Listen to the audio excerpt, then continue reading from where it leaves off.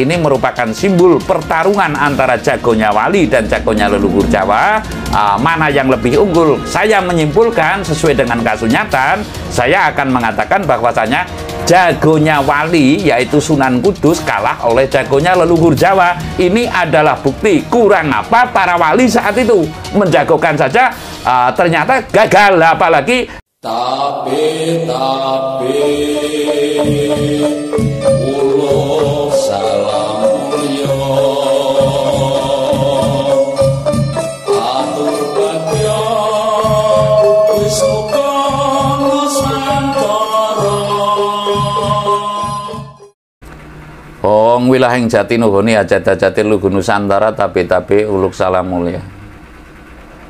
Cerita saya itu tiba-tiba saya tadi pagi terngiang atas lagu Jago Kluruk, tembang lebih tepatnya, bukan tembang, akan ada tembang, ada lelagon. Kalau Jawa ada lagu saja, itu ada lagon dolanan gitu.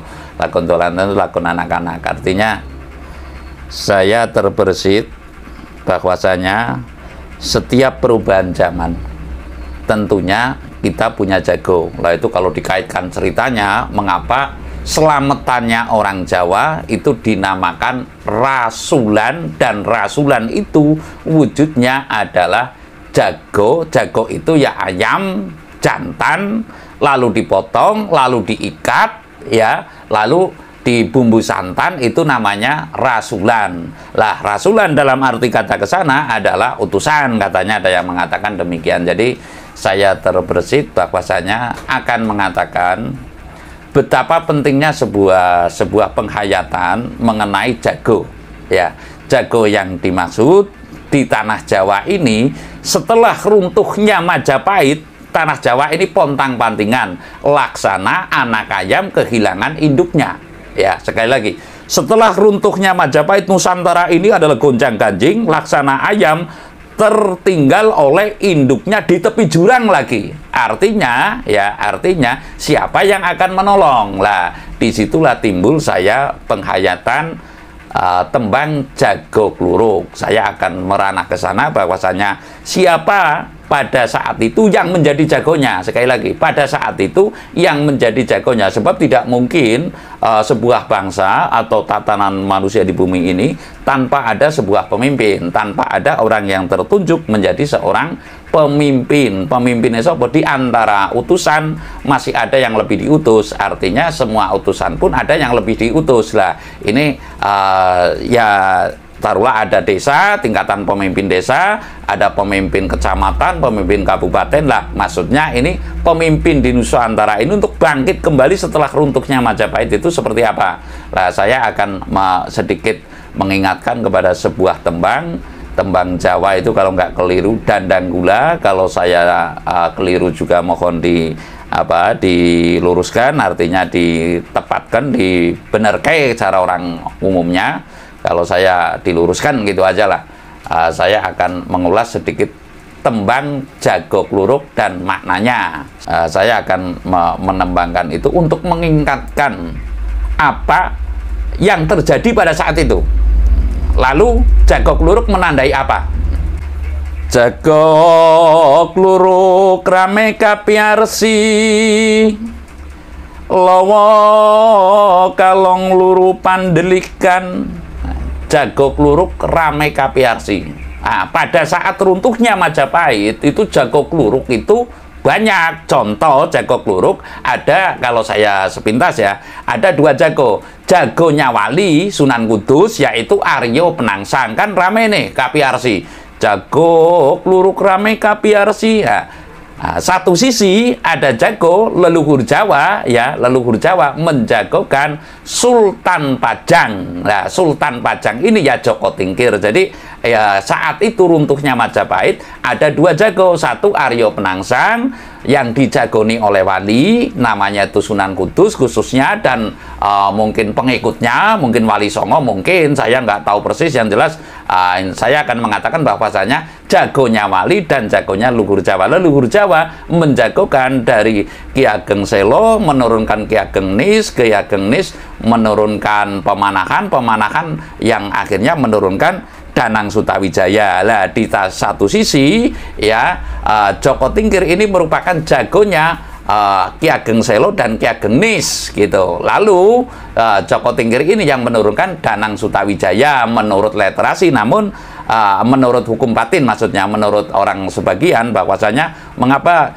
Danang Sutawijaya dikatakan Danang Sutawijaya, sedangkan nama aslinya itu kan Panembahan Senopati begitu loh. Tapi mengapa waktu kecil dinamakan Danang Sutawijaya? Itulah dasar yang merujuk bahwasanya kalau Danang Sutawijaya ini ya putranya Sultan Pajang, putranya Sultan Hadiwijaya. Lah, saya akan meneruskan tembang itu. Jago kluruk rame kapiarsi, lowo kalong luru pandelikan. Lah, lowo kalong itu adalah binatang malam yang ya mencarinya makan di malam hari. Artinya takut kewenangan manusia. Kewenangan itu ya ketahuan gitu loh, ketahuan manusia, sehingga taruhlah mencari makannya di malam hari, umpet-umpetan gitu, umpet-umpetan ya petak umpet lah, kan tahu umpet itu ya umpet-umpetan, mencari makan di malam hari. Taruhlah ya tafsirnya monggo bebas, yang jelas ini siapakah yang mencari makan dengan cara umpet-umpetan begitu ya kan. Lowo kalong luru pandelikan, artinya pada umpetan gitu loh. Lah terus jirih kawenangan ing semune, artinya jirih itu ya takut, jirih atau jrih kewenangan ing semune ya, artinya takut kewenangan, takut ketahuan ya, sekilas itu takut kewenangan atau ketahuan oleh orang banyak begitu. Wetan bang sulakipun artinya di Bang Wetan sana masyarakat itu sudah menunggu. Artinya masyarakat Majapahit ya, runtuhnya Majapahit ya, masyarakat Jawa Nusantara ini sudah menunggu ya di Bang Wetan sana timbulnya lagi ya matahari. Intinya matahari kan memberi penerang di saat siang begitu, jangan gelap terus, harus terbit matahari. Artinya memang jago ini, pemimpin ini harus terbit. Bang Wetan sulakipun meratandani wus bangun enjing. Lah ini ketika pertarungan atau ibarat jago kluruk antara jagonya Wali ini Aryo Penangsang ya, jagonya leluhur Jawa ini adalah Sultan Hadiwijaya. Yang lalu Sultan Hadiwijaya menjagokan Danang Sutawijaya. Sultan Hadiwijaya Jaka Tingkir ya, Ratu Pajang, Raja Pajang gitulah. Lah sementara di pantai utara sana ya, di Jipang Panolan, Kadipaten Jipang Panolan itu wali terutama Sunan Kudus itu menjagokan Aryo Penangsang. Ini yang saya maksud jago rame kapiarsi. Jago ini diharapkan oleh masyarakat Nusantara, masyarakat Jawa khususnya, untuk bisa memimpin. Cepatlah muncul pemimpin. Lah ini jago kluruk rame kapiarsi yang saya maksud, kaitannya adalah tembang ini merujuk pada zaman itu gitu loh. Bang Wetan wusumilak ya, meratandani wis bangun enjing, ada harapan ya, artinya ada tanda bahwasanya tanah Jawa akan muncul sosok pemimpin. Nah, rembulan wus gumliwang, artinya rembulan sudah di sebelah barat dan ada harapan matahari ini terbit begitu. Ing pucuke gunung. Lah, ini adalah menggambarkan ya, jadi semua itu tidaklah itu Jaka Tingkir, tidaklah itu Danang Sutawijaya, tidaklah itu Arya Jipang atau Arya Penangsang ini adalah disuruh bertapa. Sekali lagi, disuruh bertapa oleh Sunan Kudus. Ini kalau Arya Jipang ini atau Arya Penangsang ini adalah diperintah untuk bertapa selama 40 hari 40 malam, manakala akan bertanding dengan Joko Tingkir. Joko Tingkir pun demikian, disuruh bertapa di gunung dulu sebelum menghadapi akan menjadi pemimpin. Sebelum menjadi pemimpin, bertapalah hai Joko Tingkir dulu gitu loh. Artinya Joko Tingkir disuruh bertapa, dan dari bibitnya Ki Ageng Selo juga sudah bertapa begitu. Ini perlu pemahaman bagi kita sebagai orang yang nasionalis lah, taruhlah, berpandangan bahwasanya Indonesia ini tidak mungkin akan bisa ada jago dari mancanegeri ya, pemahaman mancanegeri yang akan duduk memimpin di Indonesia. Artinya manakala ada pemahaman entah itu dari Cina ini faktanya dulu adalah Cheng Ho ya, Cheng Ho gitu, tentara Kubilai Khan lah. Dari Kubilai Khan sampai dengan Cheng Ho tetap juga gagal untuk menerapkan kepemimpinan di bumi Nusantara ini, khususnya Jawa. Setelah Kediri runtuh, ya itu Cina itu datang ke sini lalu berhadapan dengan tentara Jawa yang itu oleh Raden Wijaya dan timbullah Majapahit begitu. Setelah Singosari kan Majapahit. Nah, intinya seperti itu. Rembulan wis gumiwang ing pucake gunung ini semua pemimpin harus bertapa kalau menurut saya. Lalu ing padesan wit-wit obah, pohon-pohon pun itu alam ini turut menyaksikan bahwasanya akan ada munculnya pemimpin, ya munculnya pemimpin setelah Majapahit, Demak, lalu ini kehilangan kepemimpinan tanah Jawa, mulai obah itu ya ing padesan pohon-pohon itu sudah pada bergerak turut bahagia, artinya seperti itu. Ing padesan wit-wit podobah lanang wadon pansamyo anambut karyo, artinya umat atau masyarakat di situ sudah mulai ditandai dengan pohon-pohon sudah gembira, lalu masyarakatnya berniat akan nyambut karti, ya nyambut gawe, sebab resep Jawa, resep Adiluhung ini tidak ada istilah kerja, adanya nyambut karyo aslinya. Lalu setelah banyak kolonial ini masuk,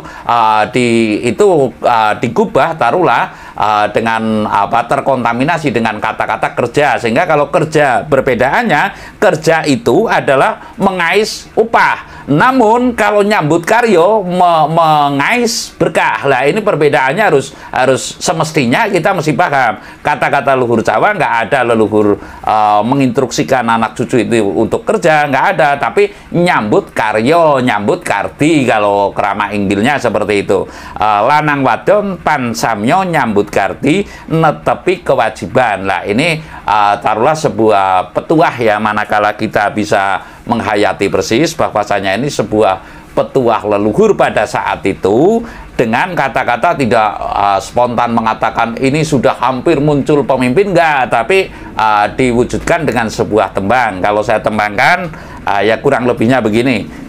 Selengkapnya ini tadi ureanya, lalu saya mengatakan bahwasanya ini merupakan simbol pertarungan antara jagonya wali dan jagonya leluhur Jawa, mana yang lebih unggul. Saya menyimpulkan sesuai dengan kasunyatan, saya akan mengatakan bahwasanya jagonya wali yaitu Sunan Kudus kalah oleh jagonya leluhur Jawa yaitu Sultan Hadiwijaya atau Joko Tingkir atau Mas Karebet. Nah, Mas Karebet menjagokan Danang Sutawijaya dan lalu menjadi Mataram Panembahan Senopati atau Mataram Yogyakarta Kota Gede. Lah ini adalah nyata, bukan berarti saya provokatif, enggak. Saya menguraikan ini adalah sesuai kasunyatan, tidak provokasi untuk masyarakat agar ibaratnya mengunggulkan satu pihak, menjatuhkan satu pihak, tidak demikian. Artinya saya mengatakan secara fair bahwasanya inilah kasunyatanya, bahwasanya tanah Jawa ini kalau istilah sekarang ada yang mengatakan bahwasanya mesti 4 pilar, yaitu Undang-Undang Dasar 45, Pancasila, lalu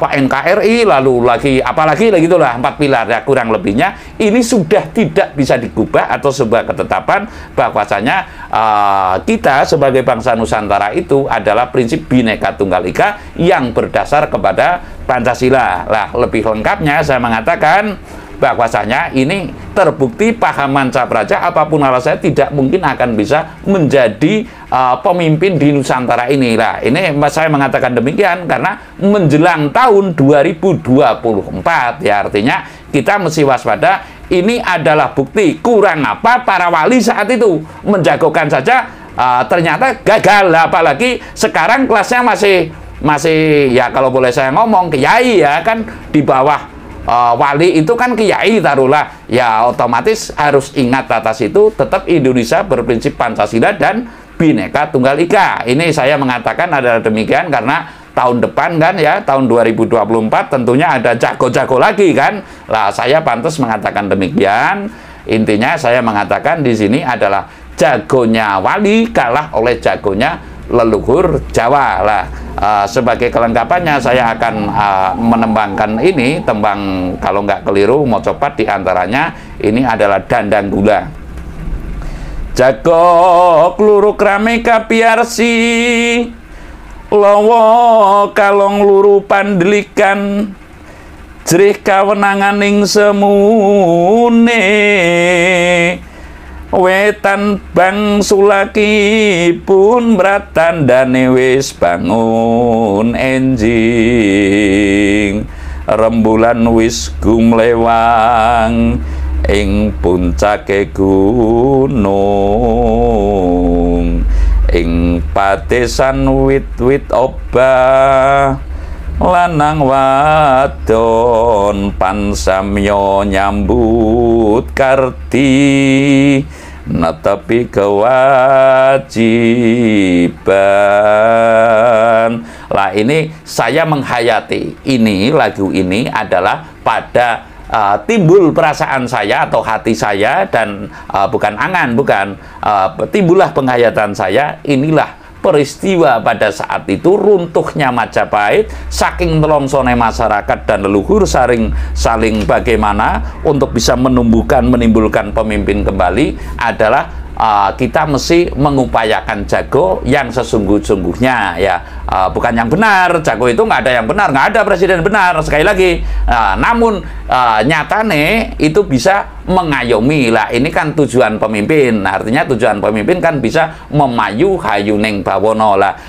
Setiap masyarakat ya pada umumnya tentunya yang dituju adalah punya pemimpin yang bisa memayu hayuning bawono. Sekali lagi saya tidak provokatif, saya mohon maaf. Jadi dalam hal ini perlu kita memperhatikan Indonesia tetap Pancasila dan Bhinneka Tunggal Ika ya. Adapun paham dari Mancapraja itu sebagai studi banding, karena kita punya adiluhung yang tidak mungkin akan bisa digubah dengan prinsip adidaya atau adikuasa atau bahkan ahli puja sekalipun tidak ada di sini. Konsepnya adalah adiluhung. Saya rasa demikian. Terima kasih. Sanur Bali Martoba